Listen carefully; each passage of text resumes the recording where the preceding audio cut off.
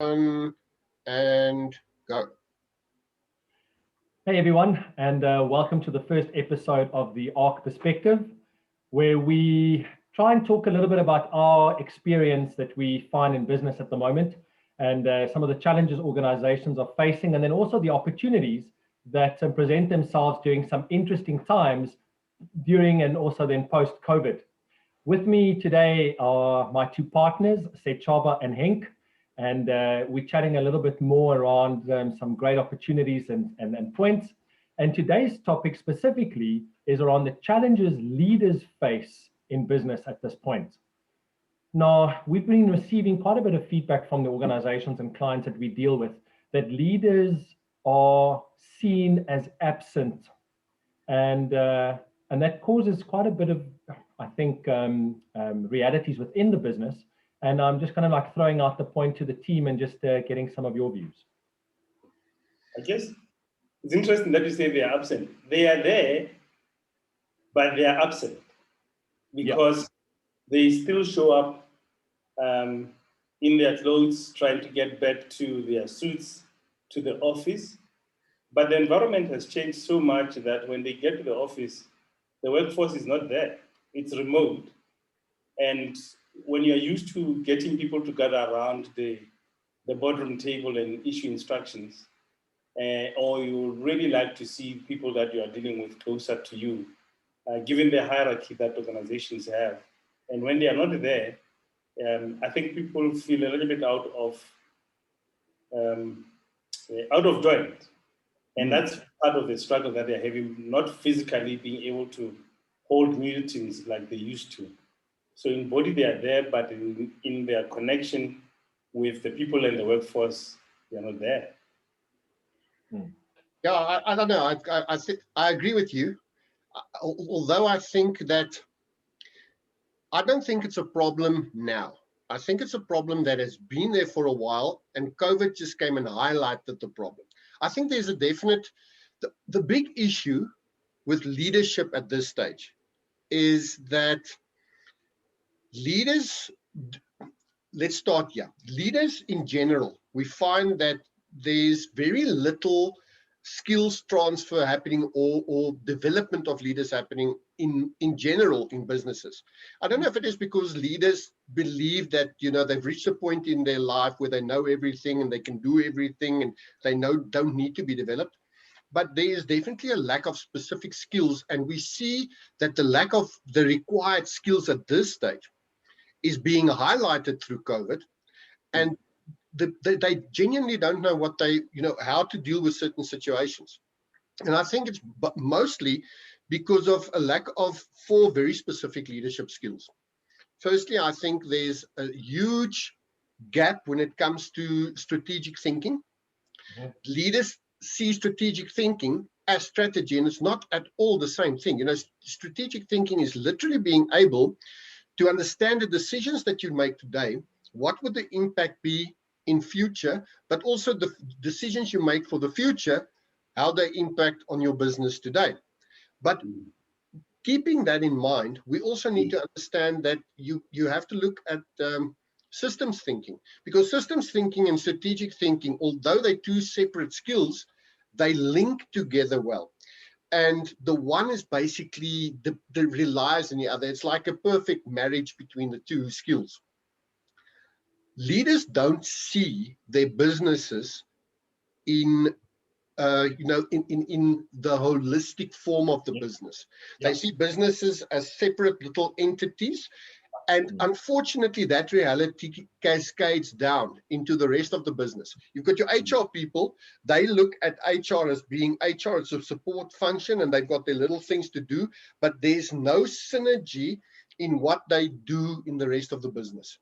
So if leaders make decisions at this stage, they make it for a specific something that happens, for the crisis that's happening right now, but they don't realize that any decision they make now will have an indirect or a direct indirect or direct impact on the rest of the business.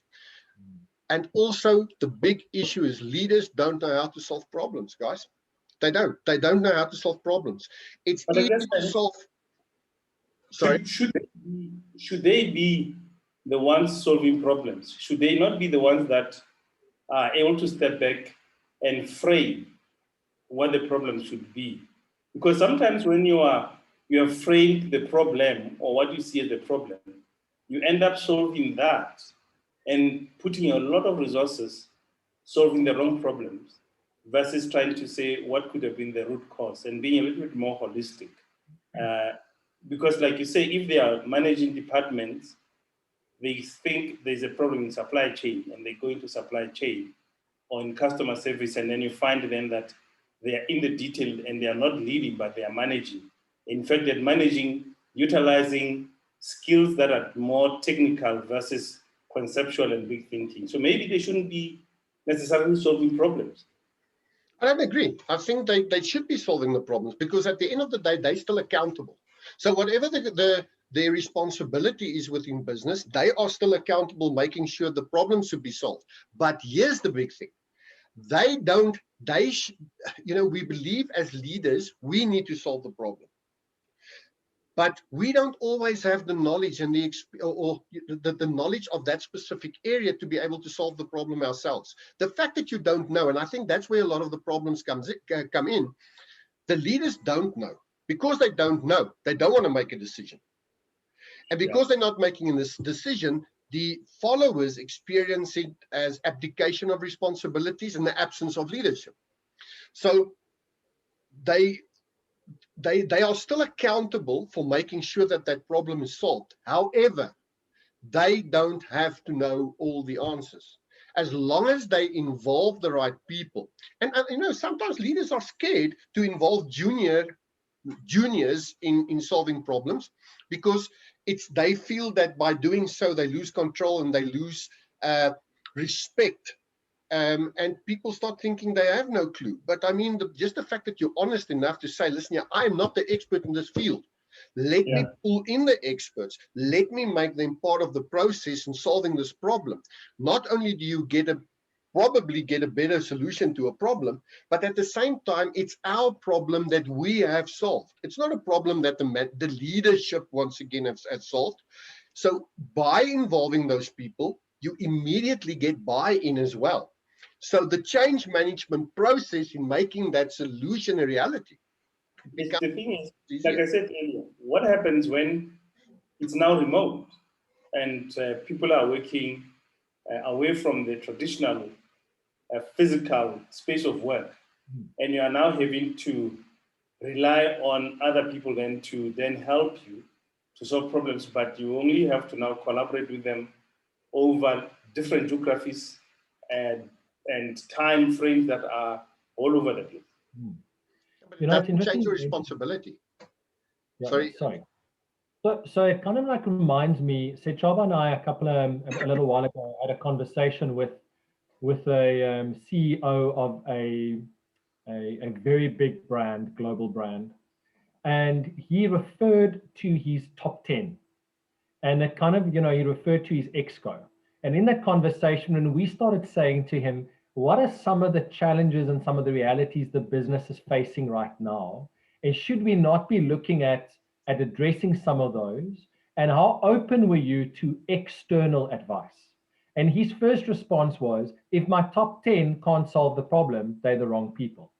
Yeah. So immediately what you've done is you have put all of that problem solving and strategic thinking, systems thinking pressure onto your top 10, and the expectation that they are the gurus in their subject matter is by default going to create some challenges. If you're part of a global business, there's already some global thinking in there, but it's still very contextualized to your business, right? Absolutely. So two things come about. Firstly, I'm not keen on getting an objective outside view of what could be wrong in my business right now. And then secondly, I'm not going to trust an external party to come and help me do that, because I have the expectation my team should be able to do that. But I guess, Ernst, in the same way, what is it that from the outside we can bring in? Especially now when there's cost cutting, Yeah. People are trying to hold on to their best people, trying to not lose suppliers, trying to continue to service the contracts that they have. So that outside view might actually show you how out of control the situation is and how not in control you are, which can then make you panic as a leader. And in the interactions, you see them saying, I'll rather hold on to what I know and hopefully the rest will solve itself out. Mm. And we thought after 21 days of lockdown, things will be fine, we'll go back. It's more than a year. No, that's absolutely true. I think that's where we don't understand, or leaders don't understand the fact that leadership is deliberate. You cannot make leadership decisions haphazardly, hoping that things will eventually fall in place. And once again, guys, this is being highlighted by the situation we find ourselves in right now. And to come back to your point as well, Sichaba, you know what? The reality is, let's be straight honest about this.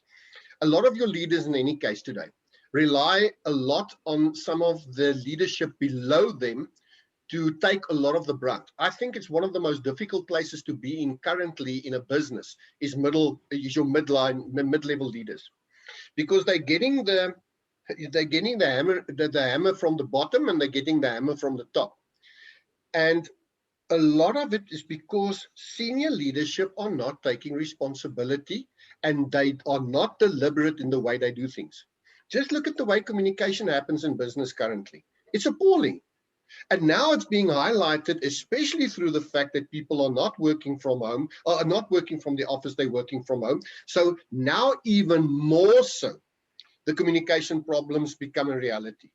So once again, let's just go back to the point that the big issue currently with leadership is, in my opinion, firstly, lack of development. Leaders need to be developed. They need to be constantly developed. There shouldn't be a gap in their development, number one. Number two, leaders must once again understand what is their role in a business and take accountability for that role. Thirdly, you don't have to have all the answers. As a leader, there's nowhere that it says that when you're the leader, you must now have all the answers.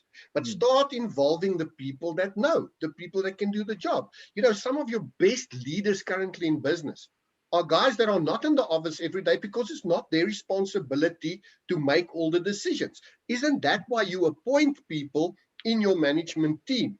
Guys that have the qualities and the ability to make the decisions themselves by involving people in the bottom who actually do the work and have understand the realities of the job. Yeah. So for me, it kind of like for me, so some of the impacts of what we're talking about now then translates itself into the business in the following 4 areas. Now this gets emphasized and even highlighted and even confirmed when we do our organizational assessment, our online assessment with the guys, right? Yeah. Firstly, is that the organizations, the staff themselves, the team feel that there is no strategy or that there is no strategic direction. Now, I think that is super critical and concerning, especially coming out of what we've been through over the last year. People are insecure. People are concerned. They are worried. They don't know if jobs are safe, if the organization can carry them, etc., etc. So without the direction and going somewhere, they feel that the business is flying blindly. So that's the number one challenge, right? Yeah. In the light of not knowing what potentially is wrong in the business and even admitting potentially that there's something wrong in the business, no decisions get taken. All right? Which then means that the business almost finds itself in a form of limbo. Then, under the current cash constraints, which is not necessarily the case, many of our clients do not have money constraints. They might have cash flow constraints, but they don't have profit constraints, right? So what happens is they then stop turning off the spending. And if there's no spending taking place, that eventually translates in no action. Now, if no action gets taken, on a day-to-day basis, you can just imagine what that ripple effect is into the business, right? And so now we're looking at a business with no direction or no strategic objectives. We're actually not taking any decisions. We are not spending money on potentially solving anything or doing anything, and no action gets taken. What is really in essence happening to that business? Sure. That's very true. And that gets confirmed from the analysis that we do. So it's not even, conversations and forums and that kind of stuff. This is a reality, and this cascades itself down into the workforce, going, I don't know what we're doing, I don't know where we're going, I don't even know what my place is in this business. And then you overarch, or you superimpose this mentality at the moment where leaders, management says to their team members, you need to be grateful you have a job. Sure. Yeah. You pushed me against the wall.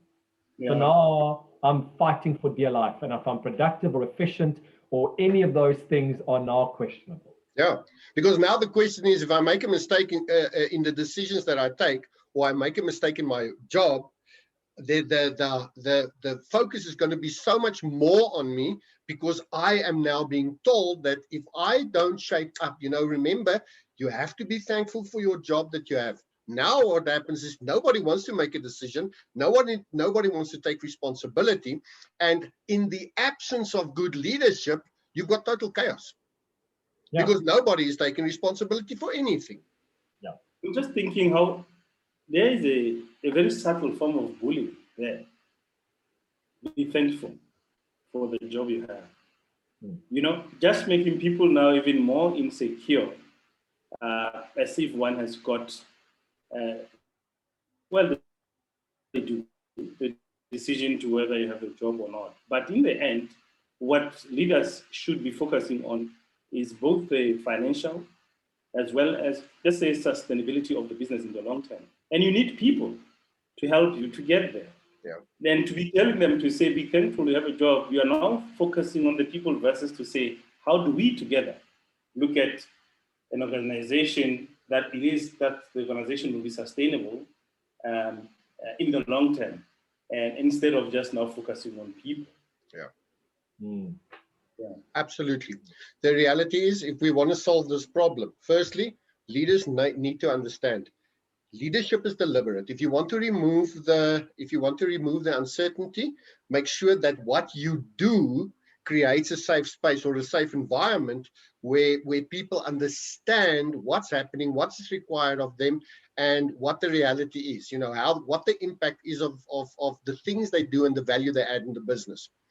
You've got to make sure that leaders know what they are doing. In other words, it's almost a matter of leaders need to start thinking about what they're thinking about. It's not just doing, but understanding the realities of what I'm doing now. It's got an immediate impact, but it also has another impact further down the line.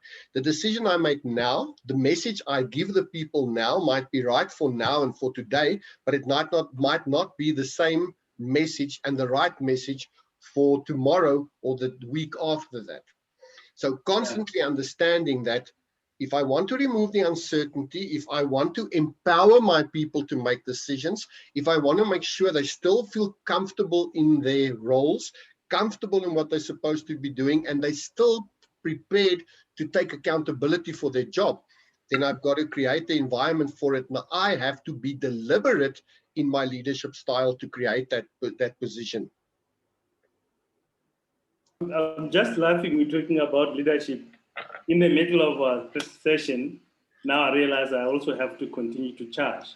And perhaps it's the metaphor for reskilling, recharging, for the new context, because the context that leaders operate in now has changed so drastically that maybe the skill set and what they used to do before needs to totally be overhauled. And they need to have the courage to do that if they want to still remain relevant and competitive in this new reality which is playing itself out. You know what, guys? This morning I actually had a beautiful walk on the beach with a mate of mine, and he's also a business coach that's been affected by this. And I said to him, don't you feel that a lot of organizations and business leaders are suffering from what I refer to as ostrich syndrome. And that ostrich syndrome means that you put your head in the ground, and if I don't see anything and I don't notice anything, like, it doesn't exist. Not happening. It's not happening. And I sometimes get the impression that so many guys out there, people out there, are going like, no, well, we're in this thing called COVID and we kind of like dealing with the reality, but everything's going to be fine. There's nothing wrong in our business. Things are going to be fine at the end of it, and we're going to move forward. And you realize then that there's a very strong chance that we will never see the normality that we saw pre-COVID, right? Which means that the world has shifted. Now, we as ARC8 have always had this philosophy that the world continuously shifts. And because of that, you need to make sure that your organization is continuously thinking about its future version to future-proof itself on an ongoing evolutionary track, okay? So you kind of like get that vibe from them. But then you sit and you realize, we being as objective as what we are, this is not the time to stop spending. This is not the time not to take action. This is not the time. This is in fact the biggest moment in time where you should be focusing on strategy, looking at what this business or your business could look like in the future. People are working from home, yes. So now you need to focus even harder on encouraging the culture, instilling the values, living them, creating an employee value proposition that's making sure that your people are still delivering your brand promise. Yeah. It's at the moment in time where, so Joba, you're like this, where your brand needs to be out in the market stronger than ever. But we see the exact reverse. Everybody's pulling back, holding back, spending less, doing less. And we know that in the longer term, at some point, we're going to come out of this thing, whatever this is. We're going to have less restrictions, less protocols, less constraints, and then what? And then we're going to have to go like start from scratch. And then, in my opinion, it's too late. Look, it will be too late because people have changed and they've realized that from an output perspective, they don't have to physically move from their home to the office, do work, go back. They've actually realized that they can do more.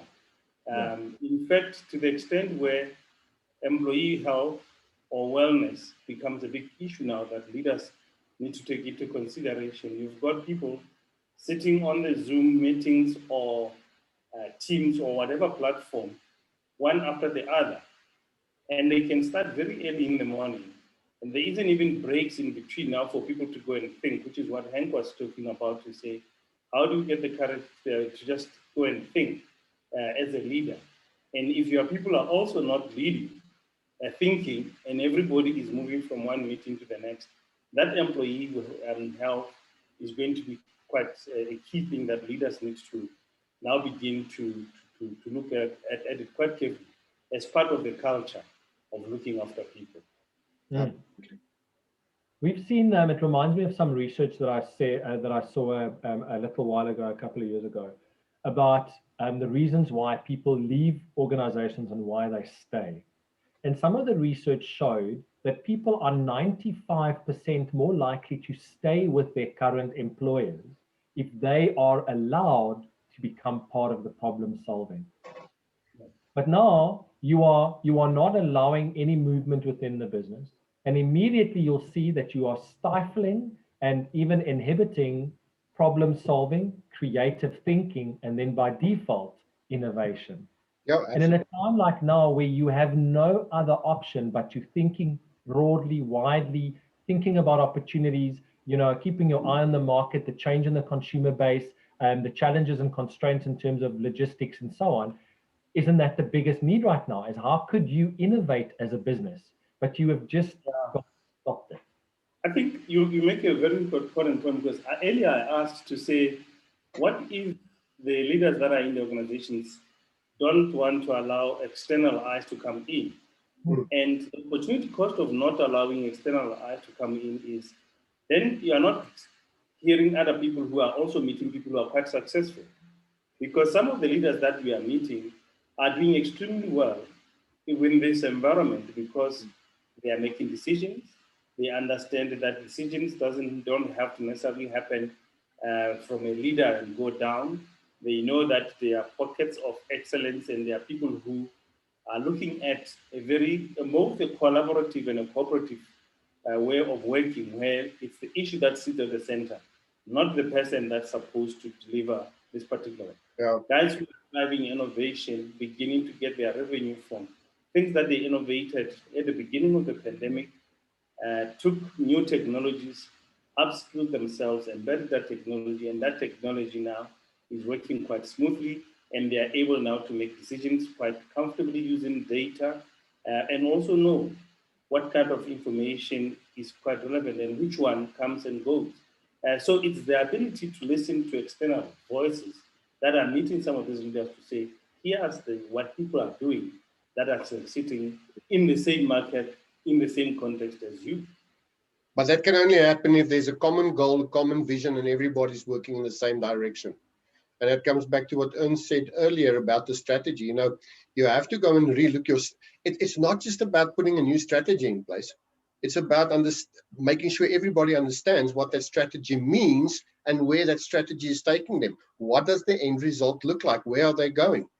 And making sure that as long as everybody's working in the same direction and understands what is required of them and why certain decisions are taken and what the idea behind it is, then. But remember, when we talk about that strategic planning, the time horizon used to be quite long. It used to be, say, 5 years, even sometimes much longer. A lot of leaders are uncomfortable with a very solid strategy that's less than 3 years. In fact, even 3 years is long, as you can see how quickly things change. Can you imagine when you had wanted to build a new head office to accommodate thousands of people? But now you have to take that money and stick it into technology because they're not coming into that particular thing. You can't still say, no, our long-term vision is to have our own head office, beautiful campus, ABCD. People are like, I'm not coming, and this is I'm not coming. My health is more important. I can deliver from here. Give me the responsibility, just support me with the technology. So if you are still chasing something that is like 5, 10 years, you may even find that even the strategic thinking is not adaptable. And as we know, it's the most adaptable that survive, not necessarily the strongest or the most powerful that survive. But I think that's where, you know, if you look at what Simon Sinek says about the infinite and the finite game that people are playing, that's exactly where it comes in. Your strategy is not supposed to be a destination. It's just supposed to be a direction towards something. But we tend to look at strategy as this is the final destination we need to achieve. And if you've got that, if that is your focus, then you're already outdated in any case. You know, by 2 weeks after you put your strategy in place, you're already off track. Your strategy should just provide you the direction, and constantly your strategic objectives need to be questioned, looking at what's happening in your external environment and what's happening in the world around you.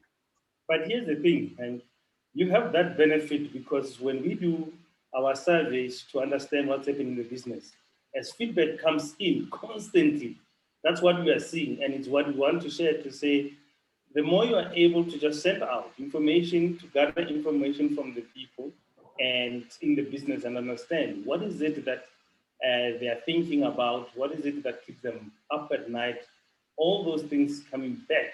And honestly, being able to be critical to say, this is what is bothering us. But because of the point that Ernst made earlier to say, sometimes you're told to be thankful for your job, you're thinking, if I begin to show where the problem areas are, I might be seen as somebody who is just there to pointing problems. Instead of saying, you're supposed to be solving what you were given, not to tell us there are more problems in other areas. Yeah. So it's interesting because about a week ago, I met with the CEO of a company and one of the questions obviously leads to so which problems do you think you have in the organization, right? Which challenges do you? And his immediate response is none. There's no problems in the business. I'm like, okay. So what is your next steps and what are you doing that's exciting and what are some of the opportunities that you're facing? And one of them is we are putting in a production line for a new product. And that's it. That's the extent of where they're going forward. That is the differentiator, and that new, what you're referring to, Sejobana, as the destination is this. Now we've done our complementary online assessment, organizational assessment. There are huge gaps in that organization. And one of the biggest challenges they have is in the employee side, the people side, right? Nothing. There's nothing that supports the employee within that business.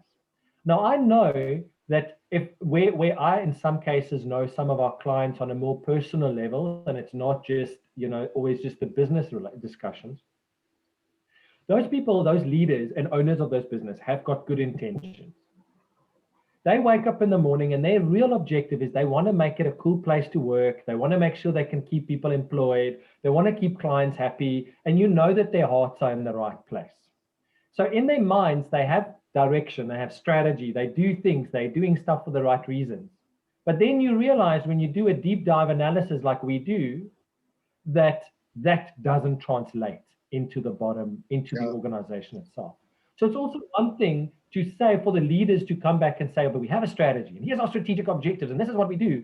But the way that gets communicated into the workforce is either completely diluted or so distorted it makes no sense.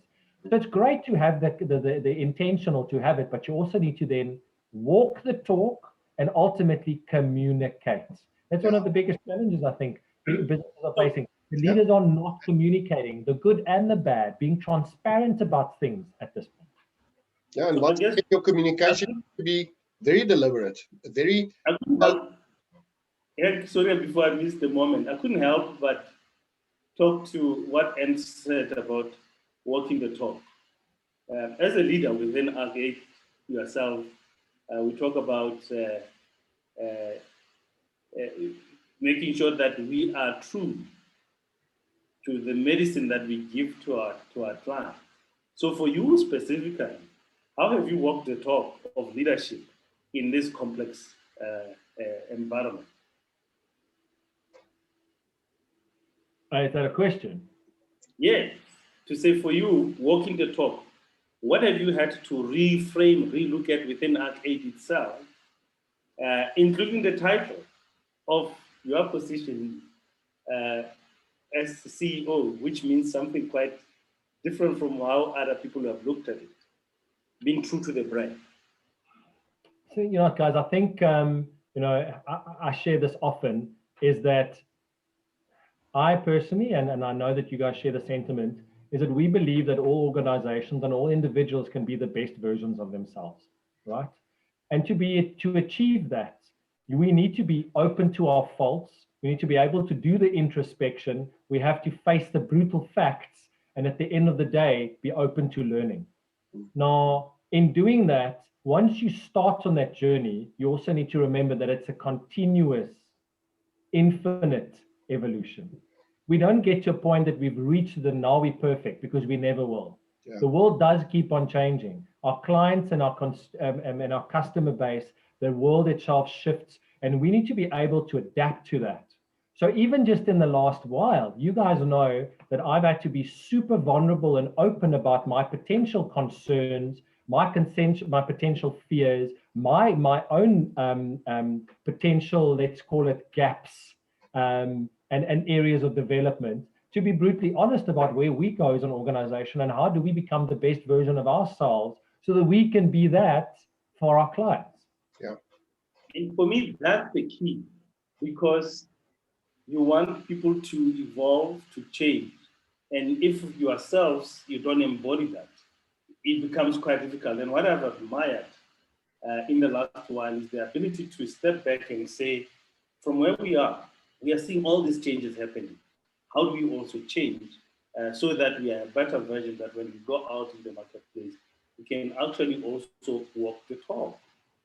Not that the organizations that we all meet are at the same place of readiness to future-proof themselves. That's why the futurism exercises that we do are so critical, so that people can also have a version of themselves in the future, which we do quite well. That's why we are able to then say, when you are honest about where you are at, then you can actually begin to see the future because you know where you are at. But if you think you're already in the future and you're not, then you have a problem. Yeah, I mean, so you referred to the title earlier, CEO, and then, in our case, we've dubbed it the Chief Evolution Officer, because I think in reality that is your ultimate responsibility, is to ensure that this business or your organization is continuously moving forward. If you even if you're just sustaining or stagnating, you're technically going backwards, and Yeah. Right. So are there any points in closing that we can maybe? Is there any advice that we can potentially give out to our viewers? Well, I think firstly, of course, definitely, your leaders must never stop learning, never stop developing your leaders. And when I say leaders, it doesn't necessarily mean the people in senior positions in your business. Develop the people with potential to become future leaders within your business. Make sure that everybody is seen as a potential leader and developed in that way, because then you create a business that thinks as one in with the focus on helping the business move forward. Make sure that you constantly question your strategy and your strategic objectives. Are you still going in the right direction? And what is the impact that decisions that you have make now? What's the impact on it? Well, what could the impact be going forward? Understand that decisions that you take now are not necessarily the best decisions for tomorrow. Make sure that in everything that you do from a leadership perspective is deliberate. There's a purpose behind it. It's not done just haphazardly. And make sure that you communicate where you're going clearly to everyone down below, so that everyone is moving in the same direction, whether it's the cleaner or the tea lady or who the driver. It doesn't matter. As long as they know where we're going and where we're heading, they'll help you get there. And you don't have to have all the answers. Yeah, I think, thanks. I mean, if I was writing an exam on leadership, I'll have just taken that and then go and put it in. For me, just in closing, it's a leader's ability to know what time is it. I heard this from one of the best leaders in the marketing space, TK, about understanding time. What time is it? So the context of business in society, both local and globally, has changed. And if one does not have an appreciation of all those changes and how they're interconnected, then when you make decisions, you may make them not having appreciated the context. And as we know, content in context is everything. So leadership in context is what can help you as a leader to be successful during this time. And I think then also being, if you as the leader of the organization or the leadership decides not to take any action and not making the decision not to take action, also then to be brutally honest, to also understand what the cost is to the business of not doing anything. Yeah. Right? Very true. Okay. Right, so that kind of brings us to the end of our first episode of the ARC Perspective. I think for those viewers that are interested in maybe participating in our complimentary free online organizational assessment, maybe just make contact with us at info@arcadeglobal.com, or you can also get in touch with any of us, Sochoba, myself, and Henk on our website, www.arcadeglobal.com. And please, if you did like this segment and this episode, please give us a like. If you feel that there's some value that you could share with the people out there, please do so. We would obviously welcome your thoughts and your comments and any additional thoughts that you want to share with us. And for more insights and some future programs and episodes of the ARC Perspective, then also subscribe to our channel. And we hope to see you all soon.